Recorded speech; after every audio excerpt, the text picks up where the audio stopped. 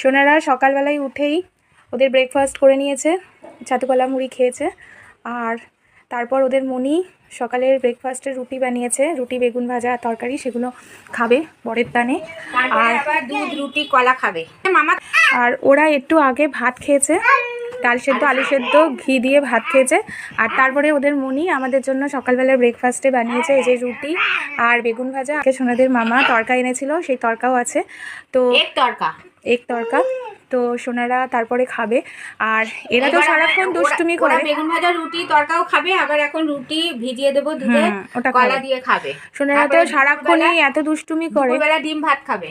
হ্যাঁ, যে এ ওকে মারছে। আর বিশেষ করে ছোটো সোনা সবসময় যা হাতে থাকে সেই দিয়ে বড় সোনার মাথায় মারে। হ্যাঁ, তো আমরা সবসময় দেখি যাতে ও না মারতে পারে, সেই চেষ্টা করি, কিন্তু 1-2 সেকেন্ডের মধ্যেই ঘটনা ঘটিয়ে দেয়। আর এখন কি হয়েছে, এখন দুজনে মিলে এখানে খেলছিল। এই দরজা নিয়েও আমরা সতর্ক থাকি সবসময় যাতে কারোর হাতে ছিপা না লাগে। কিন্তু আমি জাস্ট একটুখানি বাথরুমে গেছিলাম, ওদের মনি রান্না করছিল। তো সেই 1 সেকেন্ডের মধ্যে দেখি মনে কোথায় লেগেছে, একটু দেখাও। হ্যাঁ, এই যে ছোটো সোনা দরজার ফাঁকে আঙুল দিয়েছিল, আর বড় সোনা টেনেছে দরজাটা, আর ও চিৎকার করছে দেখেই ওদের মনি এসে সঙ্গে সঙ্গে বাঁচিয়েছে। এই যে দেখো আঙুলে লেগেছে সোনার, তাই এখন বরফ দিলাম।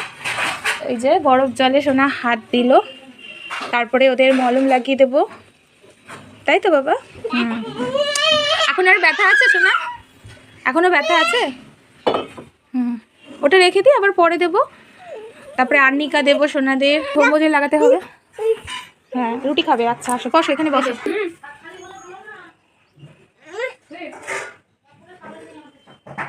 ওখানে ব্যথা লেগেছে বাবা? কোনখানটায় বলো?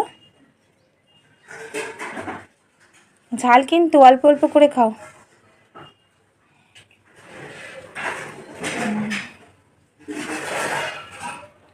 ভালো ভালো, খুব ঝাল না? বেগুন ভাজা খাও মিষ্টি, বেগুন ভাজা খাও।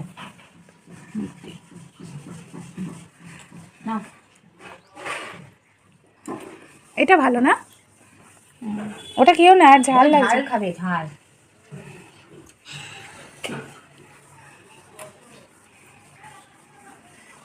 মামাম খাই দেবে, রাখো, মামাম খাই দেবে, ওখানে রাখো, মামাম খাই দেবে।